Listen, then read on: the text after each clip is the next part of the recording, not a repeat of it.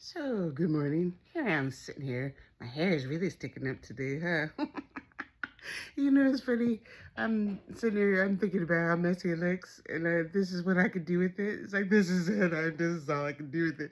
Besides, put like a little handkerchief on my head and walk. It's too hot to wear the handkerchief. Anyway, I don't know. This is how I go. It's too hot to put anything on it. Anyway, so I'm just sitting here and I'm just thinking, and I'm laughing at my hair, and I just finished eating my banana for breakfast, and I was thinking about how many years I spent blaming other people for stuff that I did. How many years, year after year after year. Well, if they had hugged me one more time, instead of 4 times, if they had just hugged me 5 times, I'd be a different woman today. If I got the pony when I was 5, I wanted a pony so bad, and I didn't get one. I got like a little plastic pony, My Little Pony. That's not a pony. Anyway, just think about all the, I was looking at these, I just got a glance at these criminal shows, and I seen this dude. He had choked this 2 ladies to death. He a big old huge man. Then found the tiniest ladies he could find in life, and he choked them to death.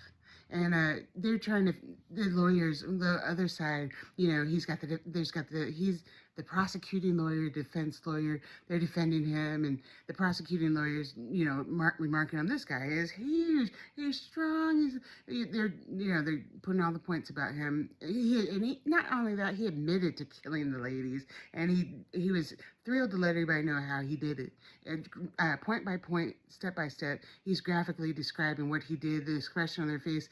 I was like, oh dear Jesus. In the end of it, he's blaming the fact that his mother, while she was carrying him, was using drugs. That's why he went and grotesque, demonic, hideous act, because his mother, while she was carrying him, was using drugs. They even said that he was. The psychiatrists are going back to say, that's society's fault. Nobody ever accepted him, and his father was never there for him. There's a teen mom. She was using drugs, and apparently his father wasn't in the picture till later on. Which one part of the story was that he actually called his dad and proudly told him about choking these 2 ladies to death.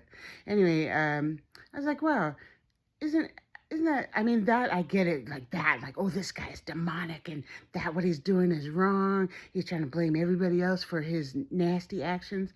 And I was thinking about the stupid stuff that I've done and how I've tried to blame somebody else. Like, oh, if my dad my dad told me 4,500 times. He showed me how to do it too, how to check the oil in my car back in 1980 something, 80 whenever, when I got my first car, got my driver's license, got my first car. My dad patiently stood there with me, and patiently he raised the hood on the car, show me how to raise the hood, show me how to carefully. He showed me where the oil gauge thing, the cap was. Show me how to unscrew it. Show me how to put the oil into the car, and wipe it off, and get back in the car. Show me that I don't know how many times. And then sometimes he would ask me. Oh, at that point I was in college, so when I went away to college, he'd always ask me, hey, my full name is Antoinette. He'd always ask me, did you check the oil in your car? And I'd be like, oh, yeah, Dad. Yeah, I checked it. I ain't been more check it, just lying. And then one day, my car was a Mercury Capri. Fast, beautiful, 5.0 engine in it, big old engine. I hadn't been checking the oil. I don't know what year it was. Probably, I don't know what year that car was. It was older. If this was in the 80s and I was driving an older car, it was an older car. And I wasn't checking the oil like I should have, and just lying to my dad. And one day, and I'm in college, and I used to come home every now and again. I drive home using the car every now and again. And one day I was driving the car, and I'm in this remote area of Paris. It used to be so remote. Now it's just crowded people. But I didn't even do that. It just stopped. It just died on me. And there's nobody out there. It's dark. There's no street lights. I'm on Highway 74. It's dark, and my car just stops, dies. And thank God it didn't die in one of those areas where there's all these ditches. I was able to pull over. I don't know how I was able. That was the grace of God. Pull over, and I had to. There's no cell phones then, so I had to. There's a Circle K on that road, so I had to get out of the car. There was nobody on the road. Nobody coming, nobody going. I had to get out of the car, lock the car. It's kind of getting cold. It was getting dark. I had to walk all the way back a couple of miles to the Circle K and find a payphone. I don't even think people know what payphones are. I don't even know if people know what walking a mile is. Find a payphone and call my mom and dad, and they came out to come get me from Lake Elsinore. Came out to come get me. Anyway, you know, thoughts coming to whose fault is it? Whose fault? My dad. He should have. He knew that I was irresponsible, even though they let me have that car. They should have been checking on me. They should have. No, they shouldn't have. Anyway, the what happened is that the car was so hot, the engine was so big, the engine being in the heat and the just not the putting the oil in there. Anyway, that's a mechanical thing. I don't know what happened, but it fused the engine together, so I couldn't even drive the car anymore. It wasn't usable. But my mom and dad had the car towed to a mechanic, and the particular mechanic really liked the car. It was a nice car, nice fast car, and he decided he asked to buy the car from me, and he was going to replace the engine, do all the work himself. And anyway, I ended up without a car for maybe like over a year and a half. So I had to hitch a ride with people, and yeah, it was pretty, yeah. But you know, somewhere in there, I wasn't getting the lesson. It was still my dad's fault. It was still the two of them should have taken better care of me, and they should have been checking on me to double back to see what I was doing. I'm a grown woman in college. My mom and dad, they were not responsible for my actions. I was responsible for my actions.